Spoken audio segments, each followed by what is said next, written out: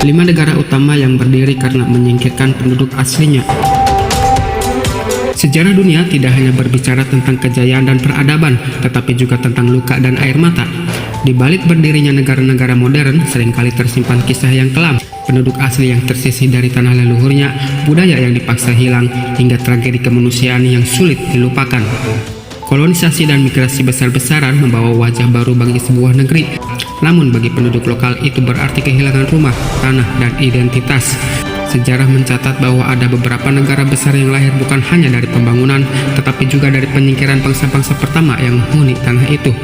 Berikut adalah 5 negara yang berdiri dengan mengusir atau menyisihkan penduduk aslinya.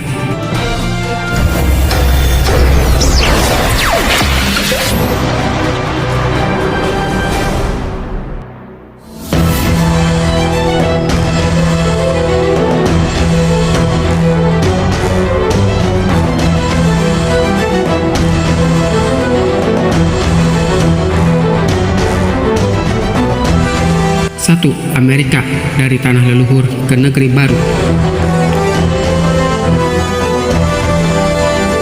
Ribuan tahun sebelum kedatangan bangsa Eropa, daratan luas Amerika sudah dihuni oleh suku-suku asli, yang kini kita kenal sebagai Native Americans atau Indians. Mereka hidup tersebar di berbagai wilayah dari hutan timur hingga padang rumput barat dengan budaya, bahasa, dan tradisi yang beragam. Namun segalanya berubah pada tahun 1492 ketika Christopher Columbus mendarat di benua baru itu. Gelombang kolonisasi pun dimulai. Spanyol, Prancis, dan terutama Inggris mengirim pendatang yang terus meningkat jumlahnya.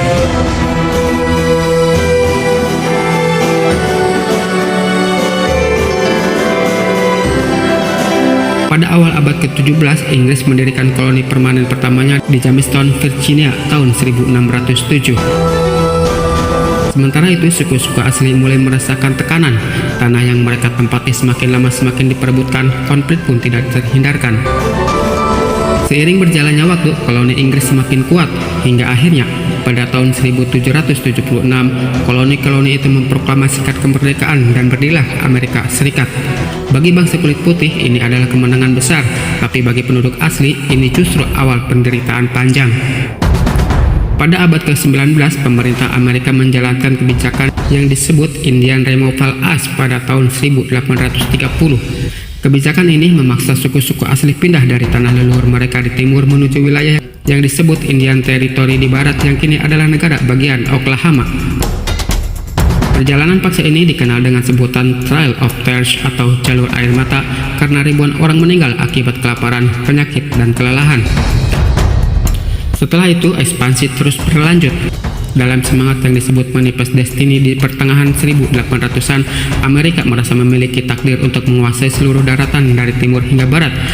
Akibatnya, perang dengan suku-suku asli tak terelakkan, seperti Perang Sauk yang terjadi pada tahun 1854 hingga 1890, Perang Apache yang terjadi pada 1849 hingga 1886, dan masih banyak lagi perang-perang yang lainnya.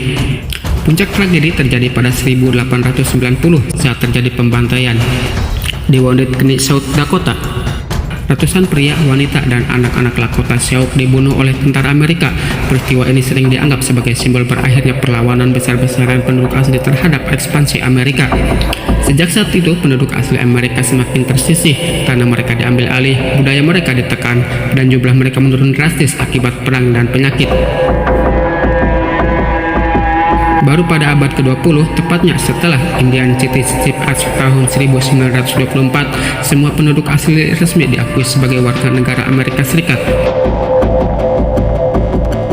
Kini, meskipun masih ada masalah diskriminasi dan kemiskinan di banyak resparasi, suku-suku asli Amerika perlahan mulai bangkit kembali, melestarikan bahasa, budaya, dan hak-hak mereka yang dulu dirampas.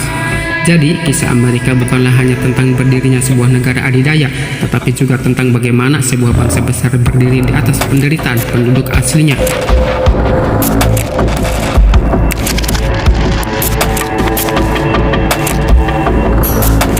Dua, Kanada, dari tanah leluhur First Nation ke koloni Eropa. Jauh sebelum disebut Kanada, daratan luas di utara Amerika ini adalah rumah bagi berbagai bangsa asli, First Nation, Inuit, dan Métis. Mereka telah mendiami wilayah ini selama ribuan tahun. Setiap suku punya cara hidupnya sendiri. Ada yang berburu bison di padang rumput, ada yang hidup dari laut, dan ada pula yang menetap di hutan lebat. Semua berubah ketika bangsa Eropa datang pada tahun 1534. Penjelajah Prancis, Jacques Cartier, tiba di wilayah yang kini disebut Quebec. Kedatangannya menandai awal kolonisasi. Menyusul kemudian bangsa Inggris, kedua kekuatan besar Eropa ini saling bersaing menjadikan tanah Kanada sebagai arena perebutan pengaruh. Selama 1608, Prancis mendirikan koloni permanen di Quebec City. Hubungannya dengan penduduk asli tidak selalu buruk. Awalnya, suku-suku asli bahkan terlibat dalam perdagangan bulu dengan bangsa Eropa. Namun, semakin lama tanah mereka semakin berkurang, penyakit baru menyebar, dan gaya hidup tradisional mereka mulai terganggu. Perang antara Inggris dan Prancis di Amerika Utara akhirnya memuncak dalam Perang 7 tahun yang terjadi pada tahun 1756 hingga 1763. Hasilnya Inggris keluar sebagai pemenang dan Kanada pun jatuh ke tangan Inggris. Sejak saat itu kolonisasi Inggris semakin intensif. Bagi penduduk asli, masa depan semakin suram. Tanah mereka diambil, sementara mereka dipaksa tinggal di wilayah perbatasan yang disebut resparasi. Lebih parah lagi, pada abad ke-19 hingga abad ke-20, pemerintah Kanada menerapkan kebijakan residential school. Anak-anak suku asli dipaksa meninggalkan keluarga dan budaya mereka, dimasukkan ke sekolah asrama, dan dipaksa berubah menjadi seperti orang Eropa. Banyak dari mereka mengalami kekerasan fisik maupun mental. Tragedi ini berlangsung sangat lama. Baru pada tahun 1996, sekolah asrama terakhir resmi ditutup.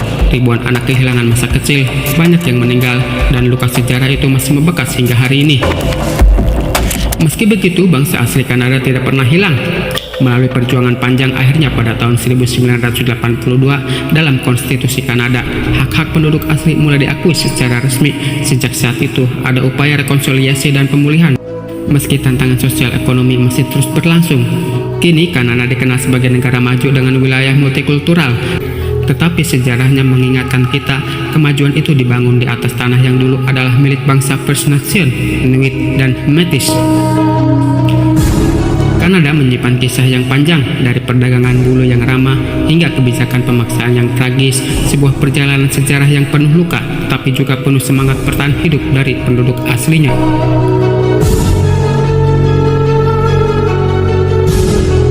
Australia, negeri aborigin yang tergusur. Jauh sebelum disebut Australia, benua selatan ini sudah dihuni oleh bangsa aborigin selama lebih dari 50.000 tahun. Mereka adalah salah satu peradaban tertua di dunia, hidup selaras dengan alam, berburu, meramu, dan memiliki tradisi spiritual yang kuat. Namun segalanya berubah ketika kapal Inggris yang dipimpin Kapten James Cook tiba pada tahun 1770 dan mengklaim wilayah timur Australia itu untuk Inggris. Lalu pada 1788, armada kapal pertama yang dikenal sebagai First Fleet membawa para tahanan Inggris untuk membangun koloni di Teluk Botani, New South Wales.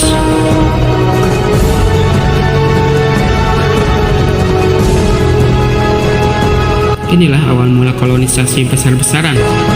Bagi bangsa aborigin, kedatangan ini adalah penderitaan panjang. Mereka tidak pernah menandatangani perjanjian apapun. Inggris menganggap tanah ini sebagai terra nullius atau tanah kosong tanpa pemilik. Dengan alasan itu, tanah aborigin diambil begitu saja.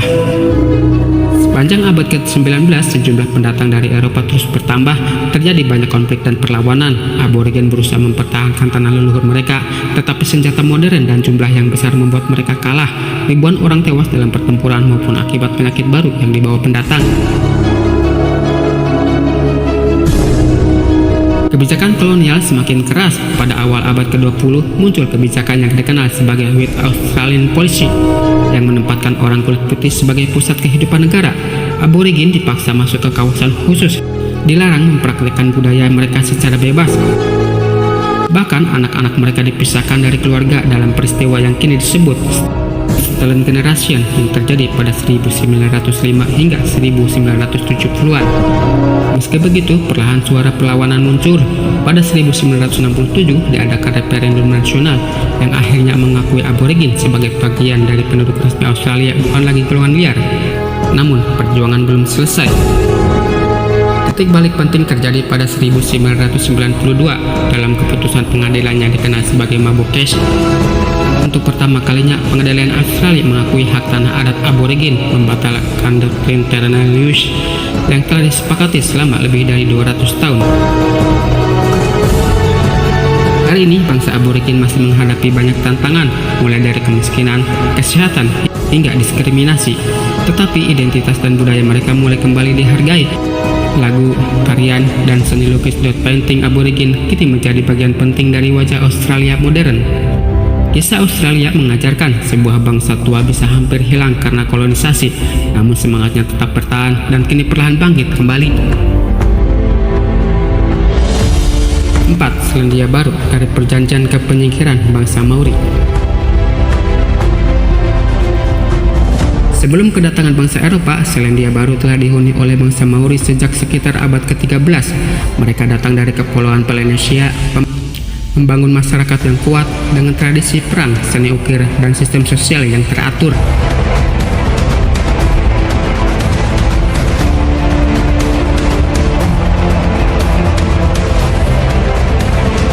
Kehidupan mereka mulai berubah ketika penjelajah Inggris Kapten James Cook mendarat di pulau itu pada tahun 1769.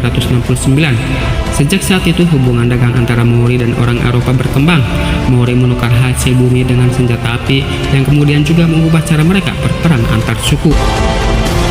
Namun, kedatangan pendatang Eropa yang semakin banyak membawa persoalan baru, penyakit yang sebelumnya tidak dikenal, perkelahian antar suku yang makin mematikan, dan tentu saja perebutan tanah.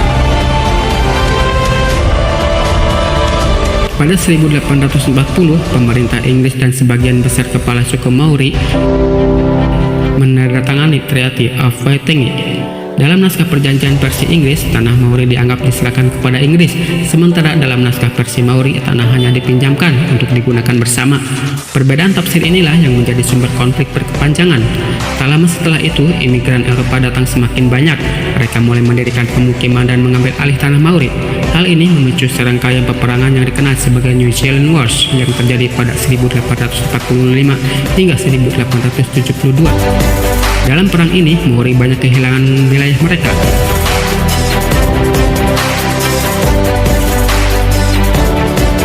Memasuki akhir abad ke-19, bangsa Maori makin terpinggirkan. Populasi mereka menurun drastis akibat perang, penyakit, dan kehilangan tanah. Sementara itu, orang Eropa menjadi mayoritas dan membentuk pemerintah kolonial yang kelak menjadi dasar berdirinya negara Selandia Baru modern pada tahun 1907. Meski begitu, semangat Maori tidak hilang. Mereka terus memperjuangkan hak tanah dan budaya mereka. Gerakan kebangkitan Maori semakin kuat pada abad ke-20. Akhirnya, pada 1975, pemerintahan Selandia Baru membentuk Waitangi Tribunal, sebuah lembaga resmi untuk menangani pelanggaran terhadap perjanjian Waitangi. Hari ini, budaya Maori tidak hanya dihidupkan kembali, tetapi juga menjadi simbol identitas nasional Selandia Baru. Bahasa Maori diajarkan di sekolah, tarian Haka dipertontonkan di panggung dunia, terutama melalui tim rugby All Black, dan perjuangan mereka terus menjadi inspirasi. Kisah Selandia Baru adalah pelajaran bahwa meskipun sebuah bangsa sempat tersisih, dengan perjuangan panjang mereka bisa kembali mendapatkan pengakuan, bahkan menjadi bagian tak terpisahkan dari identitas negara yang modern. 5. Afrika Selatan, dari tanah leluhur ke bayang-bayang apartheid. Jauh sebelum dikenal sebagai Afrika Selatan, wilayah ini telah dihuni oleh berbagai bangsa asli seperti Khoisan, Zulu, Xhosa, dan banyak lagi suku lainnya. Mereka hidup dengan cara tradisional, ada yang mengembala, ada yang bertani, ada pula yang membangun kerajaan-kerajaan kuat seperti kerajaan Zulu pada abad ke-19. Kedamaian itu mulai berubah ketika bangsa Eropa datang. Pada 1652, Belanda mendirikan koloni di Tanjung Harapan atau Cape of Good Hope. Tujuan awalnya hanya sebagai pos persinggahan kapal dagang. Namun perlahan, pemukiman Belanda yang dikenal sebagai Boer atau Afrikaner mulai menetap dan mengambil tanah penduduk asli. Konflik semakin besar ketika Inggris ikut masuk pada tahun 1806 merebut kendali koloni dari tangan Belanda. Dua kekuatan Eropa ini sama-sama memperluas wilayah, sementara suku-suku asli Afrika semakin tersisih. Pada abad ke-19 ditemukan emas pada tahun 1867 dan berlian pada tahun 1886. Penemuan ini membuat Afrika Selatan semakin jadi rebutan. Perang pun pecah antara Inggris dan kaum Boer dalam Perang Boer yang terjadi pada 1899 hingga 1902. Inggris akhirnya menang dan terbentuklah Union of South Africa pada tahun 1910 yang kelak menjadi cikal bakal negara modern. Namun kemenangan itu bukan milik penduduk asli, justru sejak saat itu mereka semakin terpinggirkan. Pemerintah kolonial menerapkan undang-undang yang membatasi hak-hak orang kulit hitam, terutama soal kepemilikan tanah. Puncaknya terjadi pada tahun 1948 ketika sistem apartheid resmi diberlakukan. Dalam sistem ini, mayoritas kulit hitam dilarang tinggal di wilayah orang kulit putih, dilarang ikut berpolitik, dilarang sekolah di tempat yang sama, bahkan dilarang menikah dengan orang kulit putih. Mereka dipaksa tinggal di wilayah terpisah yang disebut Bantustan. Selama hampir setengah abad, jutaan orang hidup dalam diskriminasi. Namun, perlawanan tidak pernah padam. Tokoh-tokoh seperti Nelson Mandela dan Desmond Tutu memimpin perjuangan baik dengan perlawanan bersenjata maupun diplomasi.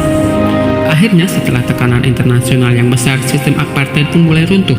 Pada tahun 1990, Nelson Mandela dibebaskan setelah 27 tahun di penjara. 4 tahun kemudian, pada 1994, Afrika Selatan menggelar pemilu demokrasi pertama yang diikuti semua ras. Mandela pun terpilih menjadi presiden kulit hitam pertama di negeri itu.